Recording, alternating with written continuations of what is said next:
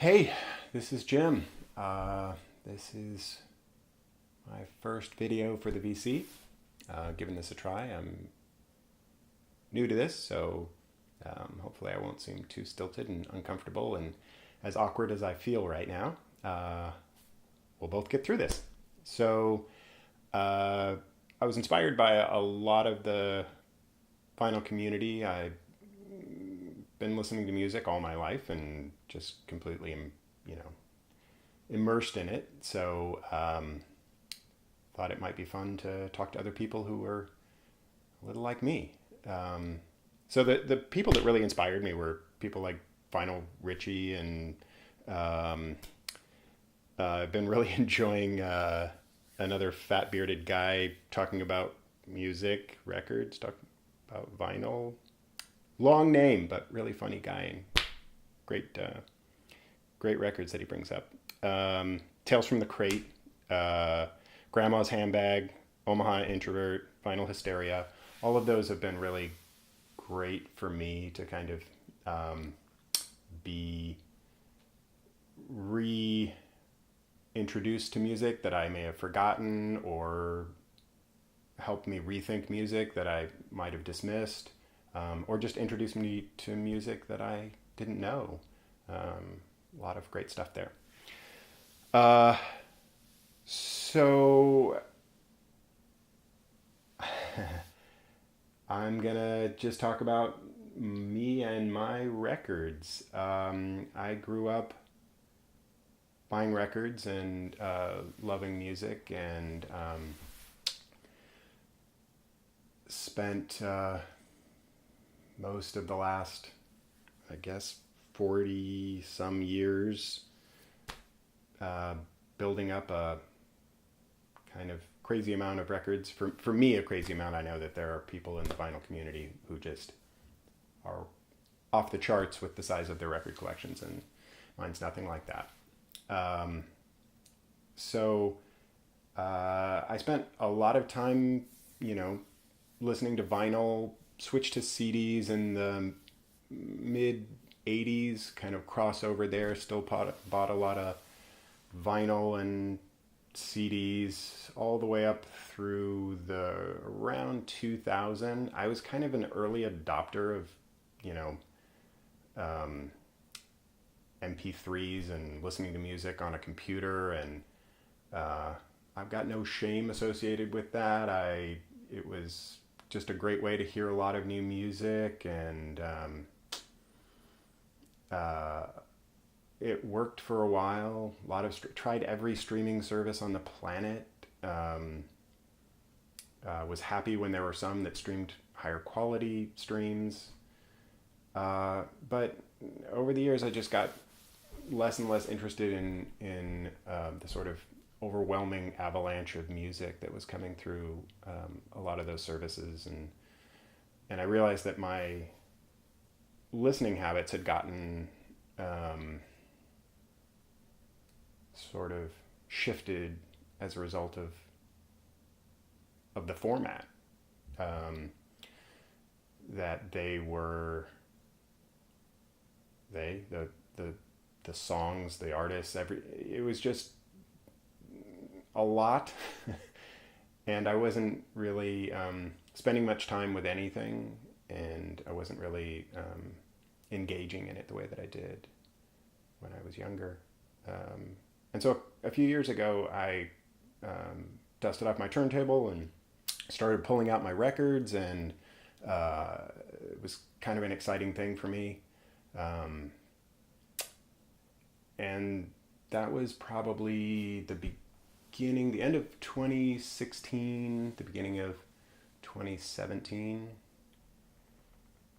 And then, uh, October of 2017, everything changed. Woke up in the middle of the night and smelled smoke. Went outside, and it was a real quiet night. It was around midnight, and everything was just incredibly still. Something seemed off. It smelled like my neighbors had, put out a barbecue with water. It just smelled like a strong sense of smoke near me. Went back to bed, but the smoke just seemed really strong. And so a couple minutes later, I got back up and walked around and got my wife up, and we started talking about it and looking around. We walked back outside and noticed that there was just ash raining down from the sky. And at that moment, we knew something was wrong. So got online and started to poke around and see what was happening. And it turned out that there was a massive firestorm coming our way. We live in Santa Rosa, California, and in a neighborhood called Coffee Park. And some of you may know what happened there, but the fire came through, and it was getting closer and closer, and we decided, well, at that time, we just thought we were being proactive and smart, and, that they had put in an evacuation order, and so we gathered up a few things and grabbed our cat and jumped in the car and went to the evacuation center and figured we'd be back in a few hours, that things would be fine, because you never think that anything is going to happen to you. And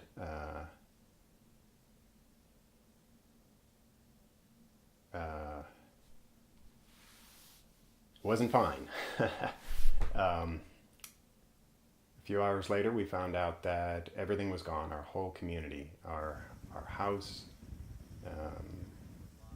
everything. I mean, in our neighborhood, there were 1,600 homes in our neighborhood that were just gone. Nothing left. So that was a big change in life.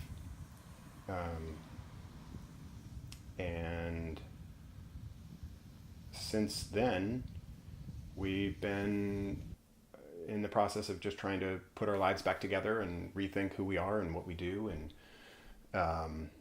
rebuild a house. We're rebuilding on the spot where we were. We're staying in our neighborhood, and we love our neighbors. We love our neighborhood. We love our city, and so we're working through it. The place where vinyl comes back in is that a few months later, I really decided that I didn't like the approach of just kind of trying to replace everything that we had as it was before, and I realized that one of the things that I wanted to do was spend more time with the music that I really loved, have less music, but have an experience that was more important to me, more physical, more that gave me more time to focus, that gave me more time to think. What I always loved about vinyl was that you couldn't really run away from it. It couldn't be background music, really, because you've got 15, 20 minutes per side. Then you have to go deal with the record and flip it over and listen to the other side. So it's always a very present medium. You're always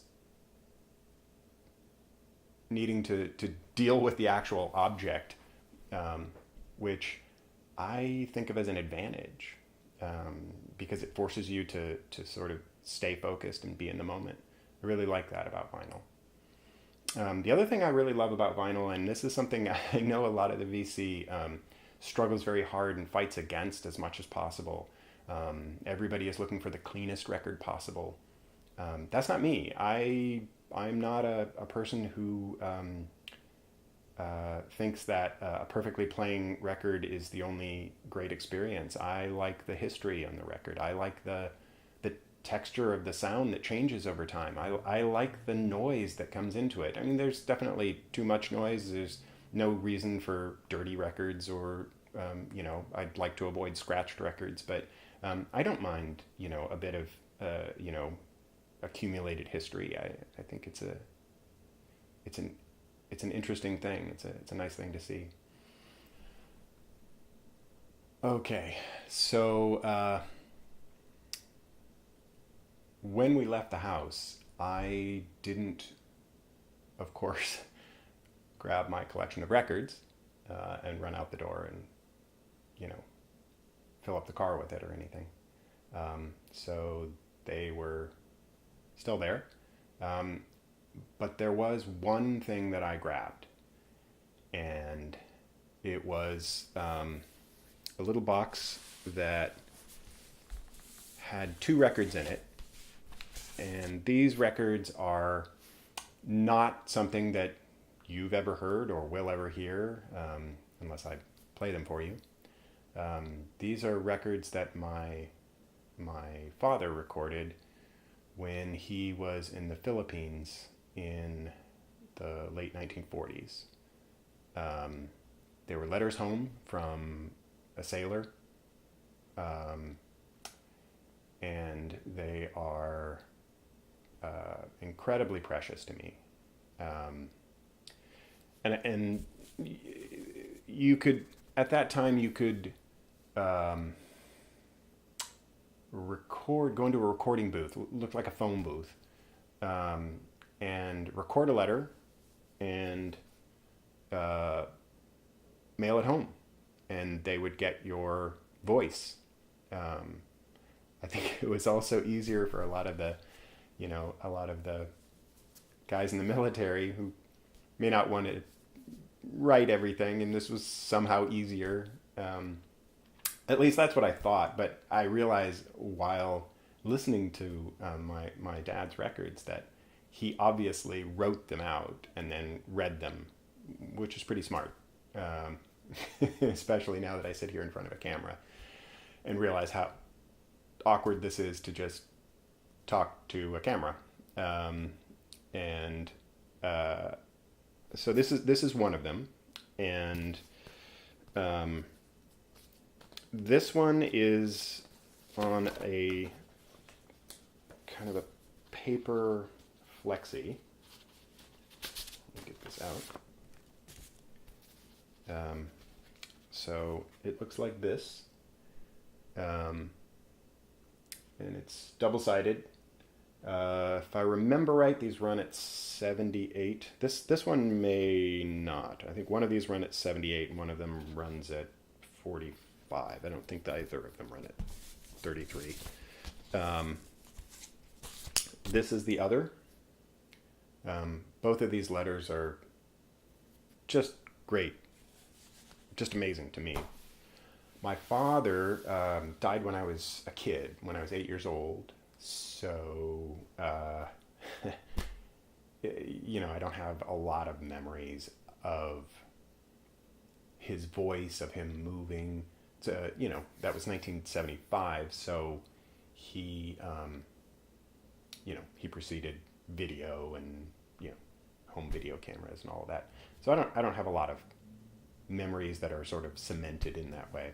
I was also the youngest of 5 kids. So the photography that we have in the family of like me and my father is very, very minimal. By the time you get to 5 kids, you're really tired of taking pictures, honestly, in a family. So there are lots of pictures of my oldest 2 siblings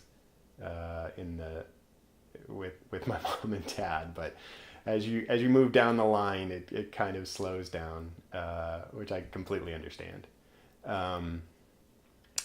These 2 records, though, mean a lot, and I realize it's not something that I can share other than play a little clip for you, which I'll do. But it's just a point about records and what they mean. Hello, Mother, Dad, Dorothy, Jim, and all. Well, the last record I made didn't turn out so good, so I'll try it again. I wrote this down on a piece of paper this time, so I'll know about half what to say. I don't know why, but I get a little nervous making a record. Well, how's everyone there? I sure hope fine. Things are still dead as usual around here. Nothing to do, just pass the time and get a little older. Well, I finally got out of the office. Now I'm in the reefer shop.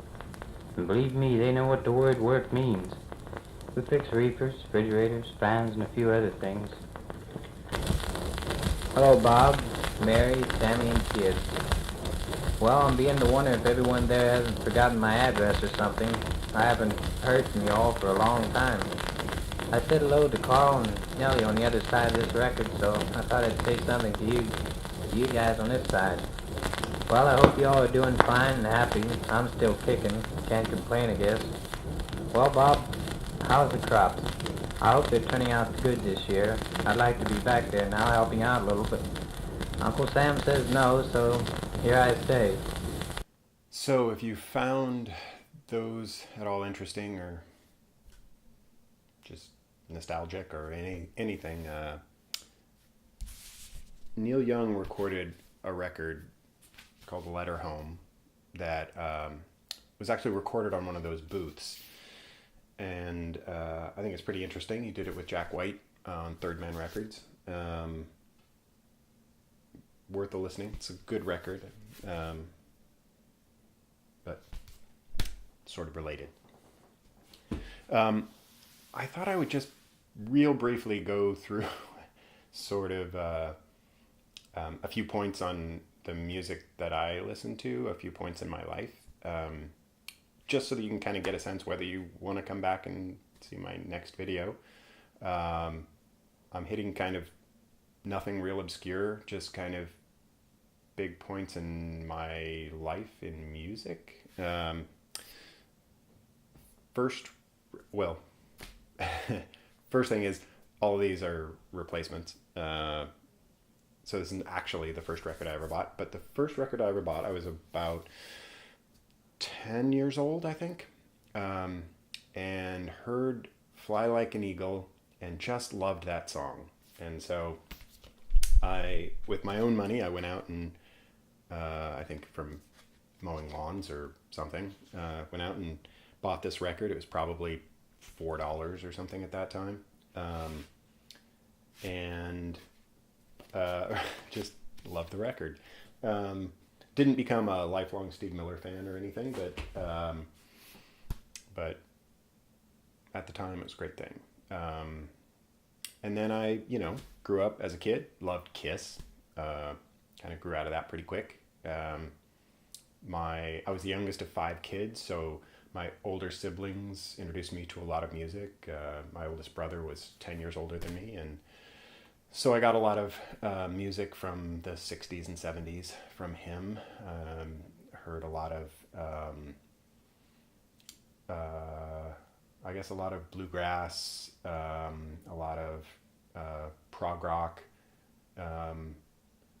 Neil Young, he is a big Neil Young fan. So I heard a lot of things through him. But he was off and in the Navy by the time I was really diving into music. So my oldest sister, introduced me to a few other things. She introduced me to Elvis Costello, which kind of took me into an area where I really started to think about music a little differently. It was a little more interesting songwriting, a little bit more interesting structure. Had a good time with that. The sister who's the closest to me, she's just a little bit older than me. I don't remember if she introduced this to me or if it was just in the ether, but I'm pretty sure that she owned this album, and I always loved this album, so someone in the family owned this album, because I listened to it a lot when I was young. I was probably 11 years old or something when this came out. Trying to see, 79, 12 years old when that came out. And so that kind of shifted where I was. The next one's kind of a jump. Once I started listening to music on my own and started to find it in different places, I started to find music that was a little a little a little more different, and so we jumped to Joy Division, and you know, Closer is my favorite of their two albums. Unknown Pleasures is a great record, but for some reason I connected more to Closer. I just no real reason. I'm not saying one's a better album than the other, because I do love them both, but I spent a lot more time listening to this. This would have been, I guess, 1980. And I think I was starting to get a little bit more complex in what I was listening to, but still a lot of fun. Started listening to bands like Bauhaus. This is a great album in the flat field. A lot of people really dislike Bauhaus because they're either too out there or not out there enough. I think they're awesome. They're just kind of who they are. They're a pop band that's a very dark pop band. I think they're great at that. And I don't want them to be anything else. They're a lot of fun. They can take themselves really seriously, but if you dive deep into their music, you realize that there's always, you know, humor in there, and they're always kind of laughing at themselves and at the seriousness they portray. So they're a lot of fun. Probably a lot of people don't say Bauhaus is a lot of fun, but I think they are. Around the same time, I really got into U2, as I kind of mentioned earlier on. This is Boy, their first record. I had a crazy extensive collection of U2 records, and I was a big fan of mostly their earlier stuff, and I hate to say that because I don't really feel that way about a lot of artists. I don't really feel that, you know, artists do their best stuff in the beginning, but the music that connected most with me was, you know, the records up until probably Unforgettable Fire. Joshua Tree I thought was a great record. It just started to become a different feeling, a different band to me. I liked the more sort of post-punk, atmospheric, earlier records, which I thought culminated in the Unforgettable Fire. I loved Boy. October. War was a little bit more of a kind of straightforward pop record in a lot of ways, and was a little closer to Joshua Tree. And then Unforgettable Fire I thought was just absolutely brilliant. Around that time I'm listening to bands like Cocteau Twins. Right since the early days I was crazy about this band. Lullabies, this was I believe their first EP. Came out right around the time of Garland's. A little bit more dissonant. The band lineup was a little bit different. Will Hedgie instead of Simon Raymond, I think, hadn't joined the band yet. If I remember right, I'll have to do a little bit more research on that once I start talking about Cocteau Twins. Get the dates right on everything. Nick Cave, huge part of the music that I listened to growing up. Just amazing. From the Birthday Party to Nick Cave and the Bad Seeds to Grinder Man to a lot of the solo work that Nick Cave has done. Just amazing. Can't say enough about Nick Cave. Dead Can Dance. This is all fairly dark, other than maybe U2. I was probably a fairly dark kid, I guess. This is all 14, 15, 16 years old, I guess. Great band. This is a band that really grew out of a kind of gothic sound and into a just stunning, ethereal, deep, rich sound that's influenced by historical music and world and folk and so much. If you haven't listened to Dead Can Dance, they're amazing. I'll talk more about them in another video. I loved a lot of the sort of cool 80s sort of smooth soul records that were coming out of both England and America, bands like the Style Council and Everything But the Girl, and even, you know, Sade, and there's a lot of bands that were just making really nice, smooth music. And Style Council is great. Coming out of the Jam, Paul Weller started the Style Council and just made some great records, beautiful records that really, really feel like that time to me. Tom Waits. I can't say enough about Tom Waits. Amazing songwriter. Just one of the greatest storytellers of all time. And I know people have favorite phases of Tom Waits. A lot of people just like the Asylum records, or just like the Island records, or I don't get those people. The greatest thing about Tom Waits is that he's spent his life exploring music and exploring storytelling, and isn't kind of mired in one particular sound, one particular way of delivering music, and even vocal styles. Those have changed dramatically over the years. I love the early stuff. I love the singer-songwriter 70s Asylum years stuff. But I don't like it more than I love the Island years or the Anti years. Every record that he's produced has something interesting on it. They're not all gems, but they're all worth listening to. Every single one of them. Like that guy. PJ Harvey, amazing. She's another artist that just doesn't stay in one place. I really love that about her. She's really grown. Her music has grown more complex and mature as she's grown. That's a great thing to hear. Another really good band. This is just sort of bringing us up closer to today. I think these guys have been actually making records for